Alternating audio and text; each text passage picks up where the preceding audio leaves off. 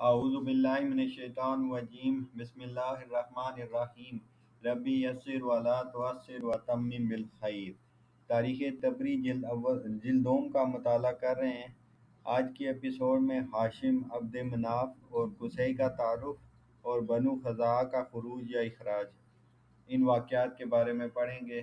سب سے پہلے آپ سے ریکویسٹ ہے کہ اگر آپ نے ابھی تک اس چینل کو سبسکرائب نہیں کیا تو اسے سبسکرائب کریں، لائک کریں، شیئر کریں اور بیل آئیکن لازمی پریس کریں تاکہ آپ کو ہر نئی آنے والی ویڈیو کا نوٹیفیکیشن موصول ہو سکے۔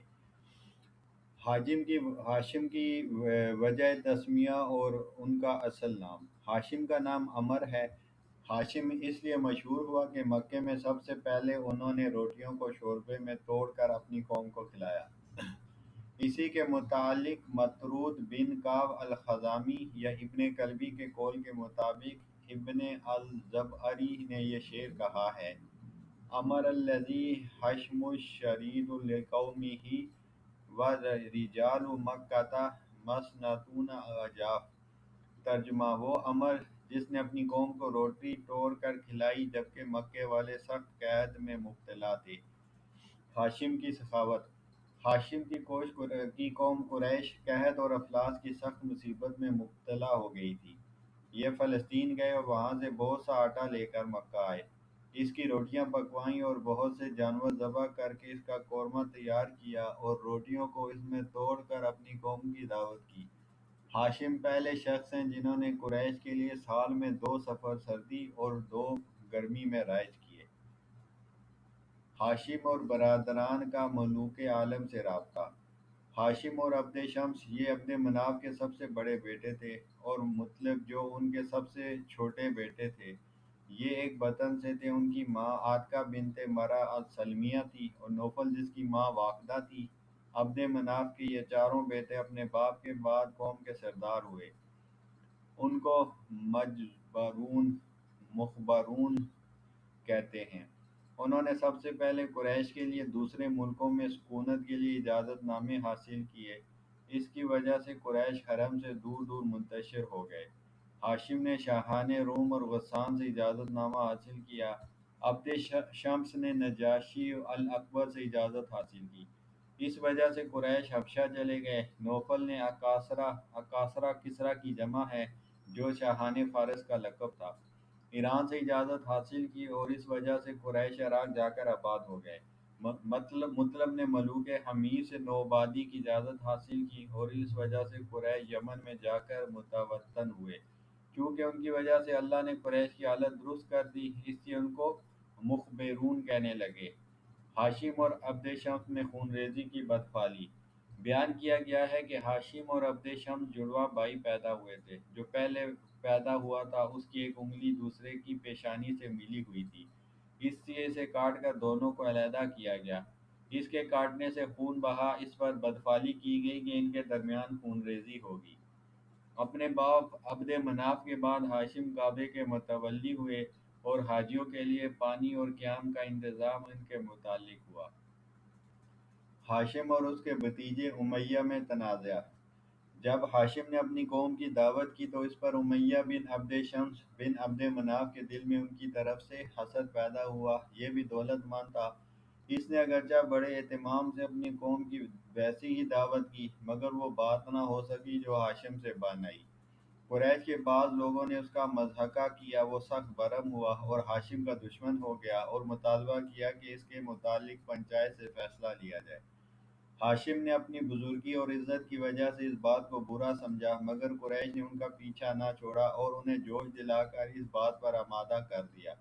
ہاشم نے کہا: میں اس شرط پر اس معاملے کو پنچایت کے سپرد کرتا ہوں کہ تم کو سیاہ گردن کی 50 اونٹنیاں مکے کی طلعتی میں ذبح کرنا پڑیں گی اور 10 سال کے لیے مکہ سے ترک سکونت کرنا پڑے گی۔ امیہ نے یہ شرط مان لی اور اب دونوں نے کاہن الخزاعی کو اپنے درمیان حکم بنایا۔ اس نے ہاشم کے حق میں فیصلہ کیا۔ ہاشم نے امیہ سے اونٹنیاں لے کر ان کو ذبح کیا اور حاضرین کی سے دعوت کی۔ امیہ شام چلا گیا، 10 سال وہ وہاں رہا۔ ہاشم اور امیہ میں عداوت کا یہ پہلا واقعہ تھا۔ عبد المطلب اور حرب بن امیہ کا تنازع۔ یہ واقعہ بھی بیان کیا گیا ہے کہ عبد المطلب بن ہاشم اور حرب بن امیہ نے اپنے تعلقات کی تصفیے کے لیے نجاشی الحبشی سے کہا، مگر اس نے دخل دینے سے انکار کر دیا۔ تب ان دونوں نے نفیل بن عبد العزیٰ بن ریاح بن عبداللہ بن کرد بن ازاح بن غدی بن کعب کو فیصل بنایا۔ اس نے حرب سے کہا، اے ابو عمر، تم اس شخص سے تنافر و تنازع کرتے ہو جو تم سے قد میں بڑا ہے، اس کا سر تم سے بڑا ہے، تم سے زیادہ وجیح ہے، تم سے اچھا ہے، جس کی اولاد تم سے زیادہ ہے، جو تم سے زیادہ سخی ہے اور زیادہ طاقتور ہے۔ یہ کہہ کر اس نے عبد المطلب کے حق میں فیصلہ کر دیا۔ حرب نے کہا، یہ بھی وقت کی نحوست تھی کہ ہم نے تجھے حکم و فیصل بنایا۔ بنو عبد مناف کی آخری آرام گاہ۔ عبد مناف کے بیٹوں میں سے سب سے پہلے ہاشم نے شام کے شہر غزہ میں انتقال کیا۔ اس کے بعد عبد شمس نے مکے میں انتقال کیا اور وہ عجیات میں دفن کیا گیا۔ اس کے بعد نوفل نے عراق کی راہ میں مقام سلمان میں انتقال کیا۔ پھر مطلب نے یمن کے مقام پر رومان میں انتقال کیا۔ ہاشم کے بعد حجاج کے لیے پانی اور قیام کا انتظام ان کے بھائی مطلب سے متعلق ہو گیا۔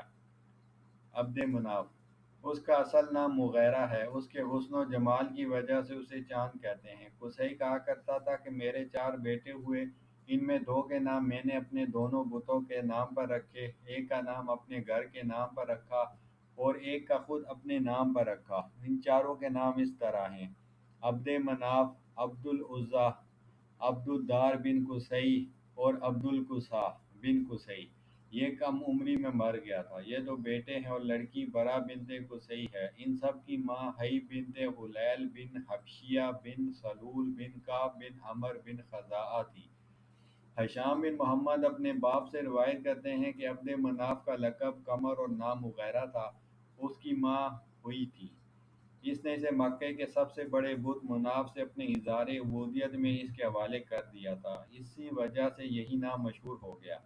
قصی کا اصل نام زید ہے۔ اس کے باپ کلاب بن مرہ نے قصی کی ماں فاطمہ بنت سعد بن سہل سے شادی کی، اور سہل کا اصل نام خیرہ بن حمالہ بن عوف بن غنم بن عامر الجادر بن عمر بن جاسمہ بن یشکر تھا، جو بنو عدیل کے حلیف عدشنوع سے تھا۔ فاطمہ کے بطن سے کلاب کے 2 بیٹے زہرہ اور زید پیدا ہوئے۔ پھر کلاب مر گیا۔ اس وقت زید بالکل کم سن تھا اور زہرہ جوان ہو چکا تھا۔ کلاب کے مرنے کے بعد ربیعہ بن حرام بن خنسہ بن عبد کبیر بن عذرا بن سعد بن زید نے، جو قضاعہ سے تھا، زہرہ اور قصی کی والدہ فاطمہ سے شادی کر لی۔ چونکہ زہرہ سن بلوغ کو پہنچ گیا تھا اور قصی شیرخوار تھا یا حال ہی میں اس کا دودھ چھڑایا گیا تھا، اس لیے قصی کی ماں قصی کی کم سنی کی وجہ سے اسے اپنے خاوند کے علاقے میں، جو شام کے شرفاء بنو عذرا سے تعلق رکھتا تھا، لے گئی اور زہرہ کو اس کی قوم میں چھوڑ گئی۔ اس کے بطن سے ربیعہ کا لڑکا رضاع بن ربیعہ پیدا ہوا۔ اس طرح یہ قصی کا اخیافی بھائی تھا۔ ربیعہ بن حرام کے 3 لڑکے ایک دوسری عورت کے بطن سے تھے۔ ان کے نام یہ ہیں: حسن بن ربیعہ، محمود بن ربیعہ اور جلحمہ بن ربیعہ۔ قصی کی وجہ تسمیہ: زید نے ربیعہ کے گھر پرورش پائی اور جوان ہوا۔ چونکہ وہ اپنی قوم والوں سے بہت دور آ رہا تھا، اس لیے زید کا نام قصی ہو گیا۔ قصی کی واپسی کا واقعہ: اسی اثنا میں زہرہ بن کلاب مکے ہی میں سکونت پذیر رہا۔ قصی بن کلاب، جو بنو قزاع کے علاقے میں رہتا سہتا تھا اور ربیعہ بن حرام ہی کو اپنا باپ سمجھتا تھا، ایک دن اس کے اور بنو قزاع کے ایک دوسرے شخص میں کچھ تکرار ہو گئی۔ زید اب سن بلوغت کو پہنچ گیا تھا۔ اس قضائی نے طنزاً اس پر یہ بات ظاہر کر دی کہ تم پردیس میں ہو، اور یہ بھی کہا کہ تم کیوں اپنی قوم اور اپنے خاندان میں چلے نہیں جاتے، تم ہماری قوم سے نہیں ہو۔ قصی کو اس طنز سے بڑا رنج ہوا۔ وہ سیدھا اپنی ماں کے پاس آیا اور اس سے قضائی کے بیان کی تصدیق چاہی۔ اس نے کہا، اے میرے بیٹے، بخدا تو اس شخص سے باعتبار اپنی ذات اور اپنے باپ کے بہت زیادہ معزز و شریف ہے۔ تو کلاب بن مرہ بن کعب بن لؤی بن غالب بن فہر بن مالک بن نضر بن کنانۃ القرشی کا بیٹا ہے۔ تیری قوم مکے میں بیت اللہ اور حرم بیت اللہ میں رہتی ہے۔ یہ معلوم کر کے اب اس نے پردیس کو ترک کر کے اپنی قوم میں جا کر مل جانے کی پختہ نیت کر لی۔ اس کی ماں نے اس سے کہا کہ عجلت نہ کرو، ماہ حرام آنے دو، جب عرب حاجی مکہ جائیں تم بھی ان کے ہمراہ ہو جانا، اس وقت جانے میں تمہاری جان کا خطرہ ہے۔ قصی نے اپنی ماں کا مشورہ مانا اور وہیں ٹھہرا رہا۔ جب ماہ حرام میں بنو قزاعہ کے حاجی حج کے لیے روانہ ہوئے تو یہ ان کے ہمراہ مکے آیا اور حج سے فارغ ہو کر اب یہیں مستقل طور پر قیام پذیر ہو گیا۔ چونکہ وہ بڑا بہادر اور شریف تھا، اس نے حلیل بن حبشیۃ الخزاعی کے ہاں اس کی بیٹی ہوئی سے منگنی کرنا چاہی۔ حلیل نے اس کے نسب سے اطمینان کر کے اپنی بیٹی سے اس کی شادی کر دی۔ اس زمانے میں حلیل کعبے کا متولی اور مکے کا امیر تھا۔ قصی کی مکے پر عمارت۔ ابن اسحاق کی روایت کے مطابق شادی کے بعد قصی اپنے خسر حلیل کے ساتھ رہنے لگا اور اس کی بیٹی ہوئی کے بطن سے قصی کے بیٹے عبد الدار، عبد مناف، عبد العزیٰ اور عبد القصیٰ پیدا ہوئے۔ جب اس کے بیٹے دور دراز ملکوں میں چلے گئے اور اس کی دولت اور عزت بہت بڑھ گئی، حلیل بن حبشیہ مر گیا۔ قصی نے سوچا کہ خزاعہ اور بنی بکر کے مقابلے میں خود وہ کعبے کی تولیت اور مکے کی عمارت کا مستحق ہے۔ نیز یہ کہ قریش اسماعیل بن ابراہیم کی اولاد اور ان کی خالص نسل سے ہیں۔ اس غرض کے لیے اس نے قریش اور بنی کنانہ کے بعض لوگوں سے گفتگو کی اور کہا کہ ہم سب بنو خزاعہ اور بنو بکر کو مکے سے نکال باہر کریں۔ جب انہوں نے اس کی یہ بات مان لی، اس نے اپنے اخیافی بھائی رضا بن ربیعہ بن حرام کو جو اپنی قوم میں تھا اپنی نصرت اور شرکت کے لیے دعوت دی۔ رضا نے اپنی قوم بنو قزاعہ میں کھڑے ہو کر ان سے اپنے بھائی کی امداد کی درخواست کی اور کہا کہ آپ لوگ میرے ساتھ ہوں۔ انہوں نے اس کی دعوت قبول کی اور چلنے پر آمادگی ظاہر کی۔ دشمنان قصی کا مکے سے اخراج۔ ہشام اپنے پہلے بیان کے سلسلے میں کہتا ہے، قصی اپنے بھائی زورہ اور خاندان کے پاس چلا آیا۔ چند ہی روز میں اسے سرداری مل گئی۔ چونکہ مکے میں بنو خزاعہ کی تعداد بنو نضر سے زیادہ تھی، اس لیے قصی نے اپنے بھائی رضا سے مدد مانگی۔ اس کے 3 اور بھائی دوسری ماں سے تھے، وہ ان کو دوسرے بنو قزاعہ کو جنہوں نے اس کا ساتھ دینے کا وعدہ کیا تھا لے کر قصی کے پاس مکہ آیا۔ جہاں قصی کی حمایت کے لیے بنو النضر تھے، ان سب نے مل کر خزاعہ کو مکے سے نکال دیا۔ اس کے بعد قصی نے ہوئی بنت حلیل بن حبشیۃ الخزاعی سے شادی کی، جن کے بطن سے اس کے 4 بیٹے پیدا ہوئے۔ بنو خزاعہ کا خروج یا اخراج۔ خلیل بیت اللہ کا آخری متولی تھا۔ جب اس کا وقت آخر ہوا تو اس نے کعبے کی ولایت اپنی بیٹی حبنی کے سپرد کی۔ اس نے کہا، آپ جانتے ہیں کہ مجھ سے یہ نہیں ہو سکتا کہ خود کعبے کا دروازہ کھولوں اور بند کروں۔ حلیل نے کہا، اچھا، میں اس کام کے لیے ایک دوسرا شخص مقرر کر دیتا ہوں جو اس منصب کو تمہارے نائب کی حیثیت سے انجام دے۔ چنانچہ اس نے ابو غبشان سلیم بن عمر بن بوئی بن ملکان بن قصی کو یہ خدمت سپرد کر دی۔ قصی نے ایک مشت شراب اور ایک اونٹ کے عوض میں اسے کعبے کی تولیت خرید دی۔ اس پر خزاعہ بگڑے اور وہ قصی پر چڑھ آئے۔ تب اس نے اپنے بھائی سے مدد مانگی اور اس کے ساتھ وہ خزاعہ سے لڑا۔ اصل حقیقت اللہ جانتا ہے، مگر بیان کیا جاتا ہے کہ ان کو خسرہ نکل آیا اور قریب تھا کہ اس مرض سے وہ سب کے سب ہلاک ہو جائیں۔ انہوں نے خود ہی مکے کو خیر باد کہہ دیا اور سب ترک وطن کر کے چل دیے۔ بعض نے اپنے مکان بلا معاوضہ لوگوں کو دے دیے، بعض نے ان کو بیچ دیا اور بعض پھر رہ بھی پڑے، مگر اب قصی بلا شرکت غیر کعبے کا متولی اور مکے کا حاکم ہو گیا۔ اس نے قریش کے تمام قبیلوں کو پھر اکٹھا کیا اور ان کو مکے کے علاقے پر آباد کیا، جن میں سے بعض اب تک گھاٹیوں میں اور پہاڑ کی چوٹیوں پر سکونت رکھتے تھے۔ اس نے خزاعہ کے مکان قریش میں تقسیم کر دیے، اس لیے اب اس کا نام مجتمع جمع کرنے والا، کیونکہ اس نے اپنی قوم کو مکے میں جمع کر لیا تھا، ہوا۔ اسی کے متعلق مسعود یا حذیفہ بن غنم نے یہ شعر کہا ہے، ابوکم قصی کان یدعی مجمعا بہ جمع اللہ القبائل من فہر۔ ترجمہ، تمہارا باپ قصی ہے جسے مجمع کہتے تھے، اسی کے ذریعے اللہ نے بنی فہر کے قبائل کو یکجا جمع کر دیا۔ ابن اسحاق نے بیان کیا ہے کہ رضا نے قصی کی طلب نصرت کی استدعا کو قبول کیا اور وہ اپنے تینوں بھائیوں اور دوسرے قبیلے والوں کو لے کر عرب حاجیوں کے ساتھ قصی کی مدد اور اس کا ساتھ دینے کے لیے مکہ روانہ ہوا۔ پجاریوں کی خصوصیت: ابن اسحاقی کا قول ہے کہ بنو خزاعہ اس بات کے مدعی ہیں کہ جب قصی کی اولاد منتشر ہو گئی تو خود حلیل نے کعبے کی تولیت ان کے سپرد کر دی تھی اور کہا تھا کہ تم خزاعہ کے مقابلے میں کعبے کی تولیت اور مکے کی عمارت کے زیادہ اہل ہو۔ اس وصیت کی بنا پر قصی نے ان تمام حقوق کا مطالبہ کیا تھا۔ جب سب لوگ مکے میں جمع ہوئے اور موقف کو چلے اور حج سے فارغ ہو کر مینا آئے، اس وقت قصی نے اپنے تمام مددگار اپنے ہم قوم قریش متبعین اور بنو کنانہ اور بنو خزاعہ کے حامیوں کو اپنے پاس جمع کر رکھا تھا۔ تمام مناسک کے حج ادا ہو چکے تھے، صرف واپسی باقی تھی۔ قاعدہ یہ تھا کہ کعبے کے پجاری لوگوں کو عرفہ سے بڑھاتے تھے اور کوچ کے دن جب لوگ مینا سے نفر کرتے، یہ پجاری لوگوں سے قبل مینا میں کنکریاں مارنے کے لیے پہنچ جاتے تھے۔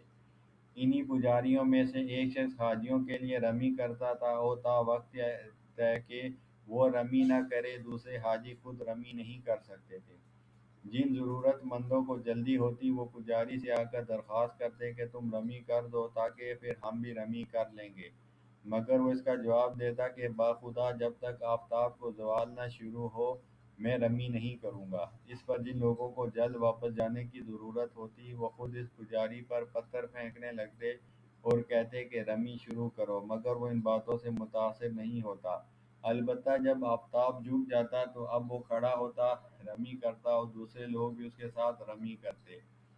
کنکریاں مارنے کے بعد جب لوگ مینا سے واپس ہوتے تو یہ پجاری سب سے پہلے گھاٹی کے سروں پر آ جاتے اور لوگوں کو گزرنے سے روک دیتے اور کہتے کہ پہلے ہم پجاری گزر لیں پھر دوسرے گزریں۔ چنانچہ پہلے وہ گزر جاتے، اس کے بعد دوسروں کو وہاں سے نکلنے کی راہ ملتی۔ پجاریوں سے قصی کی جنگ: اس سال بھی حسب دستور سابق پجاریوں نے حاجیوں کے ساتھ یہی برتاؤ کیا۔ یہ طریقہ ان میں بنو جرہم اور خزاعہ کی تولیت کے عہد سے چلا آیا تھا اور اس سے تمام عرب واقف تھے اور اسے تسلیم کرتے تھے۔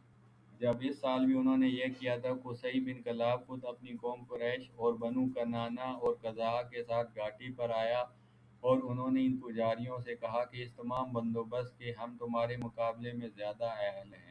انہوں نے اس دعوے کو نہ مانا، قصی نے ان کی بات نہ مانی۔ نتیجہ یہ ہوا کہ تلوار چلی اور نہایت شدید اور خونریز لڑائی کے بعد پجاریوں کو ہزیمت ہوئی۔ قصی نے ان کے تمام حقوق پر قبضہ کر لیا اور گھاٹی سے ان کو بے دخل کر دیا۔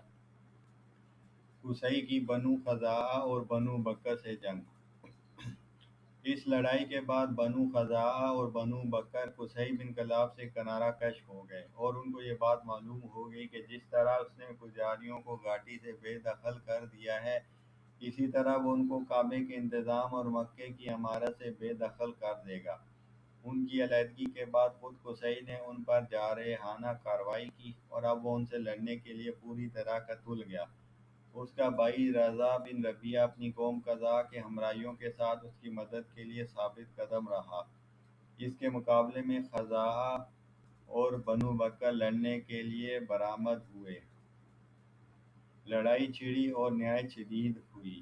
فریقین کے بے شمار آدمی کام آئے اور تقریباً سب ہی زخمی ہوئے۔ فریقین کی مصالحت: یہ رنگ دے کر فریقین نے عارضی صلح پر اس قرارداد پر سمجھوتہ کر لیا کہ وہ اپنی جھگڑے کے قضیے کو کسی عرب کے سامنے حتمی فیصلے کے لیے پیش کر دیں گے۔ چنانچہ انہوں نے یامر بن اوف بن کعب بن لیث بن بکر بن عبد منات بن کنانہ کو حاکم بنایا۔ اس نے یہ فیصلہ کیا کہ کعبے کی تولیت اور مکے کی عمارت کے لیے خزاعہ اور بنو بکر کے مقابلے میں قصی زیادہ اہل ہے، اور یہ کہ خزاعہ اور بکر کے جن جن لوگوں کو قصی نے قتل کیا ہے وہ ان کے سروں کو اپنے قدموں کے نیچے رکھ کر ان کو کچل دے۔ اس کے برعکس قریش، بنو کنانہ اور خزاعہ کے جن لوگوں کو خزاعہ اور بنو بکر نے قتل کیا ہے اس کی وہ دیت ادا کریں، نیز یہ کہ کعبہ اور مکے کو وہ قصی بن کلاب کے لیے چھوڑ دیں۔ چنانچہ اس تسویے میں یامر بن اوف نے خزاعہ وغیرہ کے سروں کو قصی کے پیروں سے کچلوایا تھا، اس وجہ سے اس کا نام شداق پڑ گیا۔ قصی کی بلا شرکت امارت: اب قصی بلا شرکت غیر کعبے اور مکے کا متولی اور رئیس ہوا۔ جہاں جہاں اس کی قوم آباد تھی اس نے ان سب کو وہاں سے پھر مکے بلایا، اور اس نے اپنی قوم اور اہل مکہ کی سیادت طلب کی، جسے اس کی خواہش کے مطابق سب نے منظور کر لیا۔ اس طرح کعب بن لؤی کی اولاد میں قصی پہلا شخص ہے جسے حکومت ملی، اور اس پر اس کی قوم نے دل سے اس کی اطاعت کی۔ اب کعبے کی حجابت، سقایہ، رفادہ، ندوہ اور لواح سب اسی کے متعلق ہو گیا۔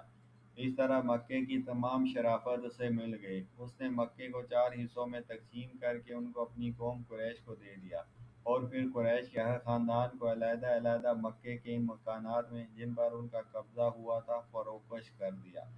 ان مکانات میں جو درخت اگ آئے تھے چونکہ وہ حرم میں داخل تھے، ان کو کاٹتے ہوئے قریش ڈرے۔ قصی نے قریش کی مدد سے ان کو اپنے ہاتھ سے کاٹ دیا۔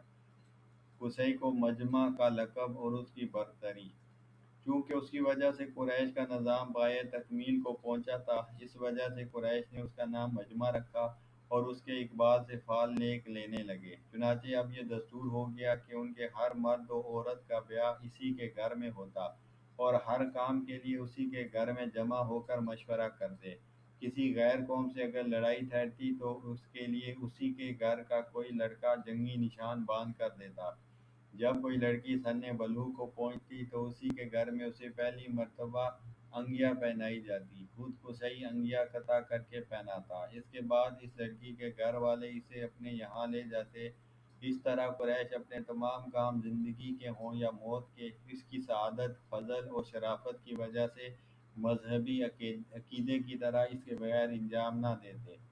اس نے ایک دارالندوہ بنایا، اس کا دروازہ مسجد حرام کی طرف رکھا، یہیں پر قریش اپنے تمام معاملات طے کرتے تھے۔ حضرت عمر رضی اللہ تعالیٰ عنہ جب خلیفہ تھے، ان سے کسی شخص نے قصی کا یہی قصہ بیان کیا۔ انہوں نے مذکورہ بالا واقعہ سن کر نہ تو اس کا انکار کیا اور نہ تردید کی۔ قصی اپنی پوری عزت و شرافت کے ساتھ بغیر کسی مخالف اور معارض کے مکے میں رہنے سہنے لگا۔ البتہ مناسک حج میں اس نے کوئی تبدیلی نہیں کی، کیونکہ وہ اسے مذہبی رسم سمجھتا تھا۔ کعبے کے پجاری بھی حسب دستور قدیم باقی رہے، البتہ جب وہ ختم ہو گئے تو پھر ان کی خدمت وراثتاً صفوان بن الحارث بن شجنہ کی اولاد کو دی گئی۔ اس جھگڑے کی وجہ سے جو عداوت پیدا ہو گئی تھی وہ بدستور چلی آتی تھی۔ بنو مالک بن کنانہ اور مرو بن عوف سے بے تعلقی تھی۔ یہ کشیدگیاں اسلام کے شائع ہونے تک برقرار تھیں، مگر پھر اللہ نے ان سب عداوتوں کا خاتمہ کر دیا۔ قصی کی نیابت، قصی نے مکے میں ایک گھر بنایا، اس کا نام دارالندوہ ہے۔ یہاں قریش اپنے تمام امور طے کرتے تھے۔ مشہور دارالندوہ کا قیام، جب وہ بہت بوڑھا اور ضعیف ہوا، اس وقت عبدالدار اس کا سب سے بڑا بیٹا بھی ضعیف ہو چکا تھا۔ البتہ عبد مناف اپنے باپ ہی کے سامنے بڑا معزز آدمی ہو گیا تھا، اور اسے دنیا کا ہر طرح کا تجربہ تھا۔ اور عبد العزیٰ بن قصی اور عبد بن قصی سب مل کر 4 بیٹے تھے۔ قصی نے اپنے بیٹے عبدالدار سے کہا کہ میں تجھے اپنی قوم سے ملاتا ہوں، اگرچہ وہ تجھ سے شرافت میں بڑھ گئے ہیں، مگر اس کی پرواہ نہیں، جب تک تو کعبے کا دروازہ نہ کھولے ان میں سے کوئی اس میں داخل نہیں ہوگا۔ تیرے سوا کوئی دوسرا لڑائی کے لیے قریش کا جھنڈا نہ باندھے گا۔ سب تیرے ہی سقایا سے پانی پئیں گے۔ حج کے زمانے میں سب تیرے یہاں مہمان ہوں گے، اور تیرے ہی مکان میں قریش اپنے تمام معاملات طے کریں گے۔ قصی نے اپنے دارالندوہ جہاں قریش تمام معاملات طے کرتے تھے اسے دے دیا۔ کعبے کی حجابت، لواح، ندوہ، سقایہ اور رفادہ اسی کے متعلق کر دیا۔ حجاج کے لیے رفاہی کام، رفادہ کا انتظام اس طرح ہوتا تھا کہ ہر سال حج کے زمانے میں قریش کل مال اپنی آمدنی سے نکال کر قصی بن کلاب کو دے دیتے تھے۔ یہ اس سے حاجیوں کے لیے کھانا پکواتا تھا، اور جو حاجی غیر مستطیع ہوتے یا ان کے پاس زیادہ راہ نہ بچا ہوتا وہ اس کھانے کو کھاتے۔ قصی نے یہ چندہ ان پر فرض کر دیا تھا اور کہا تھا، اے قریش، تم اللہ کے ہمسائے اور اس کے گھر اور حرم والے ہو۔ حاجی اللہ کے مہمان اور بیت اللہ کے زائر ہیں، اس لیے وہ اس بات کے زیادہ مستحق ہیں کہ عزت کے ساتھ ان کی مہمانداری کی جائے۔ انہوں نے قصی کا کہا مانا اور اس کے لیے وہ ہر سال اپنے مال میں سے کچھ حصہ علیحدہ کر کے قصی کو دے دیتے تھے۔ وہ اس سے مینا کے قیام کے ایام میں حاجیوں کے لیے کھانا پکواتا۔ یہ دستور اس کی قوم میں تمام عہد جاہلیت میں برابر قائم رہا اور اسلام کے بعد اہل اسلام میں بھی جاری رہا، چنانچہ آج تک جاری ہے۔ اور یہ وہ کھانا ہے جو تمام زمان حج میں حکومت وقت حاجیوں کے لیے ہر سال مینا میں پکواتی ہے۔ الغرض قصی نے اپنی زندگی ہی میں یہ تمام خدمات عبدالدار کے سپرد کر دیں اور پھر خود قصی بھی اس کے کسی انتظام یا حکم میں دخل نہیں دیتا تھا۔ جب وہ مرا تو اس کے بعد اس کے سب بیٹے اس کے فرائض اور خدمات کے متولی ہوئے۔ کلاب بن مرہ، اس کی ماں ہند بنت سریر بن صلبہ بن حارث بن فہر بن مالک بن نضر بن کنانہ تھی۔ اس کے دو بھائی دوسری ماں سے تھے اور ان کا نام تیم اور یکتا تھا۔ ہشام بن الکلبی کے بیان کے مطابق ان کی ماں اسماء بنت عدی بن حارثہ بن عمر بن عامر بن یارق تھی۔ البتہ ابن اسحاق کے بیان کے مطابق ان کی ماں ہند بنت حارثۃ البارقیہ ہے۔ یہ بھی بیان کیا جاتا ہے کہ یکتا کی ماں بھی ہند بنت سریر کلاب کی ماں ہے۔ مرہ بن کعب، اس کی ماں ویشیہ بنت شیبان بن محارب بن فہر بن مالک بن نضر بن کنانہ ہے۔ اس کے حقیقی بھائی عدی اور حسیس تھے۔ یہ بھی کہا گیا ہے کہ ان سب کی ماں محشیہ ہے، اور یہ بھی کہا گیا ہے کہ مرہ اور حسیس کی ماں محشیہ بنت شیبان بن محارب بن فہر تھی، اور عدی کی ماں رکاش بنت رکبہ بن نائلہ بن کعب بن حرب بن تیم بن سعد بن فہم بن عمر بن قیس بن غیلان تھی۔ کعب بن لؤی، ابن اسحاق اور ابن کلبی کے بیان کے مطابق اس کی ماں معاویہ بنت کعب بن الکین بن جسر بن شیح اللہ بن اسد بن ببرہ بن تغلب بن حلوان بن عمران بن الحاف بن قزاعہ تھی۔ اس کے دو اور حقیقی بھائی عامر اور سامہ تھے، یہی بنو ناجیہ ہیں۔ اس کا ایک دوسرا علاتی باپ شریک بھائی اوف تھا۔ چونکہ اس کی ماں غطفان کی تھی، اس لیے اس نے اپنا نسب انہی سے شامل کیا تھا۔ اس کی ماں کا نام بارہ بنت اوف بن غنم بن عبداللہ بن غطفان تھا۔ بیان کیا گیا ہے کہ لوئی بن غالب کے مرنے کے بعد یہ اپنے لڑکے اوف کو لے کر اپنی قوم چلی گئی۔ وہاں سعد بن ذبیان بن بغیض نے اس سے شادی کر لی۔ اس نے اوف کو اپنا بیٹا بنا لیا۔ اسی کی طرف فزارہ بن ذیبان نے اپنے شعر میں اشارہ کیا ہے: عرج علی ابن لؤی جملک ترکک القوم ولا منزل لک۔ ترجمہ: اے لوئی کے بیٹے، میرے پاس آ جا، تیری قوم نے تجھے چھوڑ دیا ہے اور اب کہیں تیرا گھر نہیں ہے۔ کعب کے دو علاتی بھائی اور تھے، ایک خزیمہ، یہی عائذہ قریش ہیں۔ عائذہ اس کی ماں تھی، اس کا نام عائذہ بنت الخمس بن قحافہ ہے جو خثعم سے تھی۔ دوسرا سعد ہے، ان کو بنانہ کہتے ہیں کیونکہ اس کی ماں کا نام بنانہ تھا۔ اب ان میں جو بدوی ہیں وہ بنی شیبان بن صلبہ کے بنی اسد بن حمام میں شامل ہیں اور شہری قریش سے اپنی نسبت کرتے ہیں۔ لؤی بن غالب، ہشام کے قول کے مطابق اس کی ماں عاتکہ بنت یخلد بن نضر بن کنانہ ہے۔ رسول اللہ صلی اللہ علیہ وسلم کی امہات میں سے سب سے پہلے عاتکہ یہ ہے۔ ابن لوی کے دو حقیقی بھائی اور تھے، ایک کا نام تیم ہے، یہی تیم الادرم ہے، اور میم اسے کہتے ہیں جس کی تھوڑی میں نقص ہو۔ یہ بھی کہا گیا ہے کہ ادرم وہ ہے جس کی داڑھی ناقص ہو۔ دوسرا بھائی قیس ہے، اب اس کا کوئی جانشین باقی نہیں رہا۔ اس کی اولاد میں آخری شخص خالد بن عبداللہ القسری قید میں مر گیا، اس کی میراث کا کوئی مستحق نہ ہوا۔ یہ بھی کہا گیا ہے کہ لؤی اور اس کے بھائیوں کی ماں سلمہ بنت عمر بن ربیعہ تھی، اور یہ ربیعہ لہی بن حارثہ بن عمر مزکیہ بن عامر ماں اس سما ہے جو خزاعہ تھے۔ غالب بن فہر، غالب کی ماں لیلہ بنت الحارث بن تمیم بن سعد بن حذیل بن مدرکہ تھی۔ اس کے دیگر حقیقی بھائی حارث، محارب، اسد، اوف، جون اور زیب تھے۔ چونکہ محارب اور حارث قریش سے ظواہر تھے، اس لیے حارث ابطہ میں داخل ہو گئے تھے۔ فہر بن مالک، حشام بن محمد کے بیان کے مطابق فہر جامع قریش ہے۔ اس کی ماں جندلہ بنت عامر بن الحارث بن مقاص الجرہمی تھی۔ ابن اسحاق کہتا ہے کہ اس کی ماں جندلہ بنت حارث بن مقاص بن عمر البرہمی تھی۔ ابو عبیدہ بن معمر بن المثنیٰ کہتا ہے کہ اس کی ماں سلمہ بنت حوبن طابخہ بن الیاس بن مضر تھی۔ یہ بھی کہا گیا ہے کہ اس کی ماں جمیلہ بنت عدوان قبیلہ از کے خاندان بارک کی تھی۔ ابرہہ کے واقعے کی پہلی مثال: فہر اپنے عہد میں مکے کا رئیس تھا۔ جب ان کی لڑائی حسان بن عبد الکلال بن مسعود ذی حرث الحمیری سے ہوئی، یہ بھی اہل مکہ کا قائد تھا۔ حسان یمن سے بنو حمیر اور دوسرے یمنی قبائل کی ایک بہت بڑی جمعیت لے کر اس لیے مکہ پر حملہ آور ہوا تاکہ کعبے کے پتھروں کو مکے سے یمن لے جائے، تاکہ پھر تمام لوگ یمن میں اس کے یہاں حج کرنے آیا کریں۔ یہ حجاز آ کر مقام نخلا میں فروکش ہوا۔ اس نے مکے والوں کے مویشیوں پر غارت گری کی اور راستے کو مسدود کر دیا، مگر وہ خوف کی وجہ سے مکے میں داخل نہیں ہوا۔ قریش قبائل کنانہ، خزیمہ، اسد، جذام اور مضر کے دوسرے خاندان جو ان کے ساتھ تھے، فہر بن مالک اپنے رئیس کی قیادت میں حسان کے مقابلے پر نکلے۔ نہایت شدید جنگ ہوئی، بنو حمیر کو ہزیمت و شکست ہوئی۔ ان کے بادشاہ حسان بن عبد کلال کو فہر بن مالک نے گرفتار کر لیا۔